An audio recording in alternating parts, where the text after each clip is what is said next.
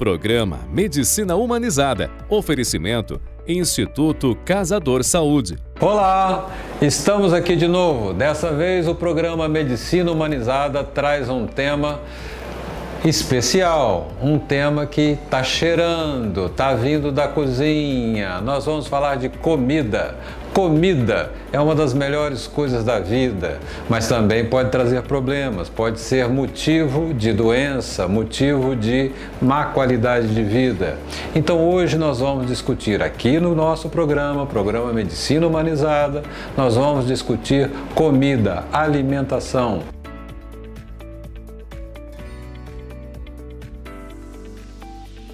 Muito bem, vamos iniciar o nosso papo. Nosso papo sobre comida, sobre saúde. Há muitos anos na medicina, eu passei a observar as coisas e inicialmente eu aprendi que as pessoas adoecem, as pessoas têm problemas de saúde pelo que pensam, pelo que fazem, pelo que sentem. Já fizemos um programa sobre estresse e a influência dele na saúde. Outra coisa que tem enorme influência, que foi um aprendizado também, é comida, é o que a gente come, é a alimentação. A alimentação tem um peso enorme na nossa saúde, na produção de doenças ou de condições que vão minando a saúde da pessoa até o ponto onde ela fica realmente doente. Existem estudos, pesquisas que mostram que 88% das doenças têm a ver com aquilo que a gente faz, com o que a gente come, se exercita, e só 12% que tem realmente a ver com a genética. Nós comemos muito errado, nós comemos de um modo que produz doença, porque nós comemos de um modo para o qual nós não fomos preparados. Nós nascemos, nós evoluímos, nós nos fizemos espécie animal no planeta, comendo bem diferente daquilo que a gente come hoje. A gente, originalmente, a gente comia o que a gente encontrava pela natureza. Então, o ser humano comia ovo, comia pequenos animais que ele caçava, algumas frutas e alguns legumes e pronto, acabou. Era só isso, não tinha mais nada.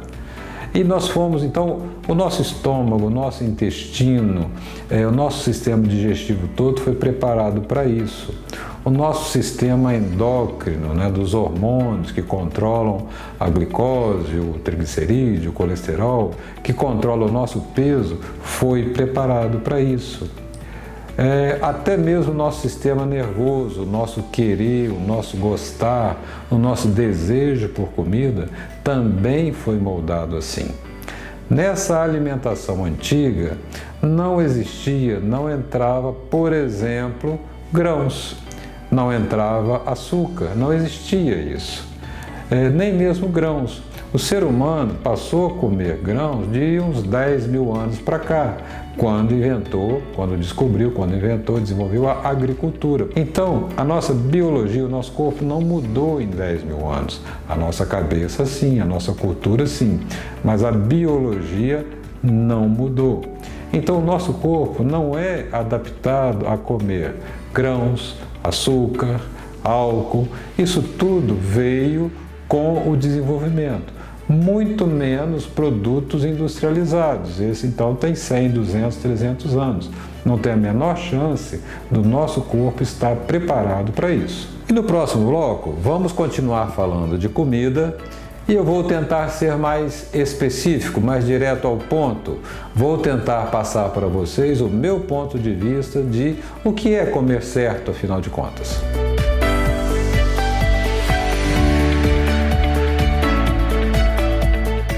O Instituto Casador, recém-inaugurado, é um espaço familiar e com a inovadora proposta de entregar aos clientes uma medicina de excelência e de qualidade, possibilitando que as pessoas desfrutem de uma vida mais longa e com saúde. O Instituto dispõe de exames. É uma equipe multidisciplinar sempre atualizada com a ciência, inovação e tecnologia, objetivando entregar aos clientes diagnósticos mais rápidos e assertivos.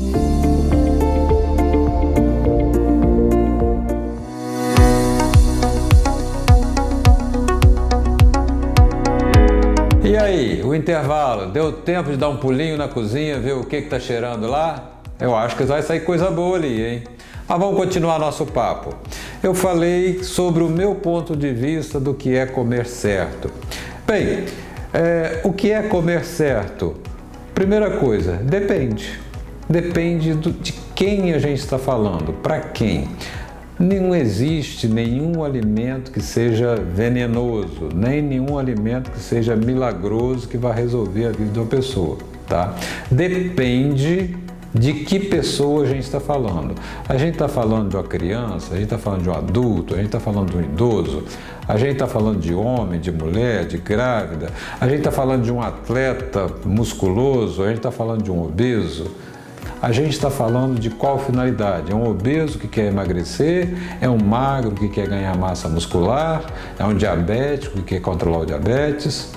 Então, não existe, eu vejo muita demonização de alguns alimentos e endeusamento de outros, tá? Não é por aí. Nenhum alimento está proibido, nenhum alimento vai te salvar. Porém, tem norma nesse negócio, não é uma bagunça que pode comer de tudo que quer, não. A alimentação padrão atual é uma alimentação que fugiu daquele padrão dos tempos antigos. Por isso, o nosso corpo não se adapta, o nosso corpo reage à alimentação dos dias de hoje, porque, como eu já disse, ele não foi preparado para isso. Qual a diferença? Quais as grandes diferenças? Qual a grande diferença? A grande diferença é que a alimentação atual é muito pesada no carboidrato. A alimentação atual tem muito açúcar, muito grão, muita farinha. 60%, 70% do que a gente consome de calorias é fornecido por açúcar, amido, sacarose, açúcar e amido. Aí vai um adendozinho, uma explicaçãozinha sobre isso, que o amido é o vilão oculto, na minha opinião. Por quê? Porque quando você fala em açúcar, diabetes, açúcar, todo mundo pensa no açúcar docinho, açúcar de cana. Olha, aquele ali é o açúcar de cana, tem nome, sacarose é o nome dele, tá? O açúcar que está no sangue chama-se glicose. Amido também é um açúcar, é um carboidrato. Se você comer um prato de arroz, que é cheio de amido, tá? É a mesma coisa que você comer um prato de açúcar.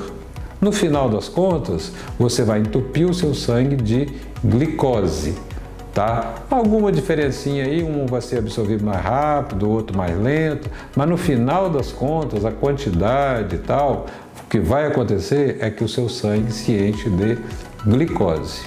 Bom, nós não estamos preparados para tanta glicose assim, tá? O homem antigo vivia num ambiente de dificuldade, existia pouca comida.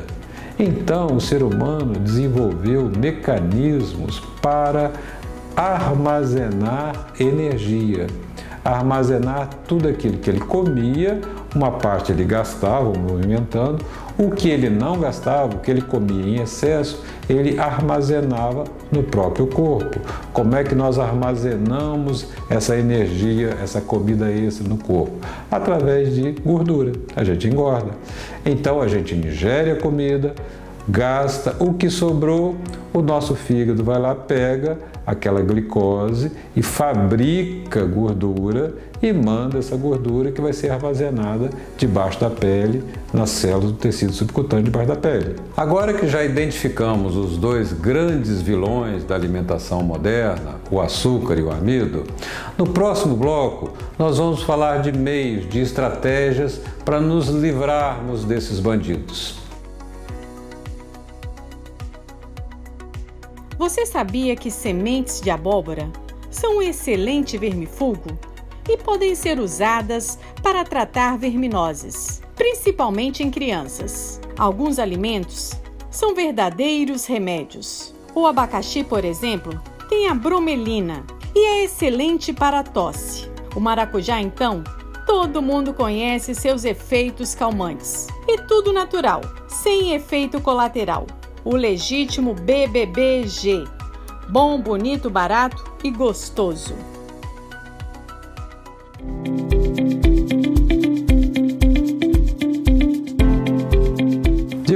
para falar das estratégias. Como é que a gente vai se livrar desse excesso de carboidrato, açúcar e amido da nossa alimentação? Não é tão fácil, porque já está incutido na nossa cultura, já faz parte do nosso dia a dia, mas é de extrema importância a gente reduzir. O que acontece é que a gente vem de uma dieta, né? A nossa dieta natural tem um teor muito menor de carboidrato. Esse excesso de carboidrato leva às doenças atuais. Então, eu sou extremamente favorável a uma estratégia de redução dos carboidratos na alimentação, porque eu acho que a alimentação usual é hipercarb. Se por acaso essa estratégia levar o nome de low carb, de cetogênica, ok, tudo bem, não tem problema nenhum o nome que se dá. O que importa, na verdade, é que esse excesso de amido, esse excesso de açúcar faz mal. Ele leva a uma produção exagerada de insulina. Insulina é um hormônio que nós todos temos, que ele é extremamente importante. Sem insulina, a gente não vive. O papel principal da insulina é manter o nível de glicose no sangue controlado, é pegar esse excesso de glicose da uma alimentação excessivamente rica em carboidrato e fazer com que o nosso corpo desapareça com ela, que gaste, que armazene, seja lá o que for.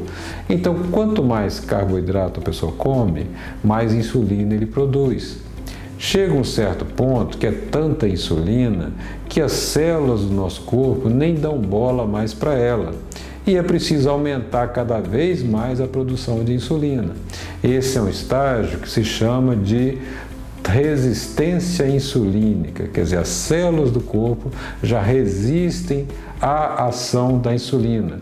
O problema é que a insulina provoca outras ações no corpo, além de simplesmente controlar a glicose.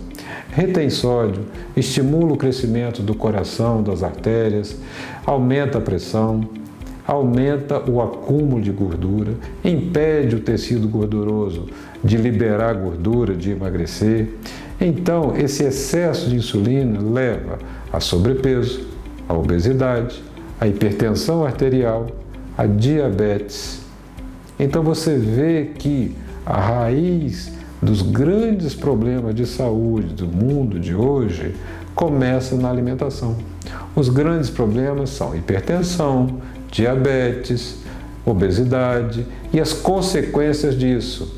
Um AVC vem por consequência da hipertensão do diabetes, um infarto vem por consequência da hipertensão do diabetes. A hipertensão e o diabetes, na grande maioria das vezes, vem de um descontrole alimentar, de uma alimentação errada. Por isso, a estratégia que eu defendo é redução de açúcar e amido, redução de carboidrato. Tira o açúcar, tira os grãos, tira as farinhas, tá? Vai comer o quê? Opa, vamos comer muita coisa, tem muita coisa para comer.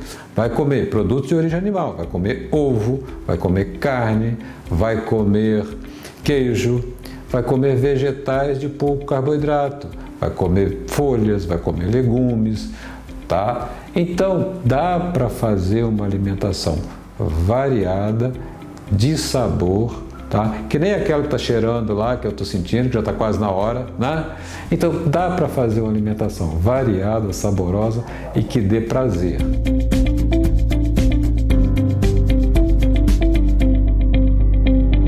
Muito bem, chegamos ao final do programa e esse foi realmente um programa saboroso. Mas como vocês perceberam, esse assunto é enorme. Falamos várias coisas, falamos de modo geral, mas tem muita coisa para falar ainda. Então, decidimos estender o assunto. Nós vamos fazer o próximo programa continuar falando de comida. Vou falar de coisas mais específicas, dúvidas mais pertinentes, mais do dia a dia. Afinal de contas, ovo faz bem ou faz mal? É melhor margarina ou manteiga? Pão integral é uma boa escolha? Fique sabendo no próximo programa.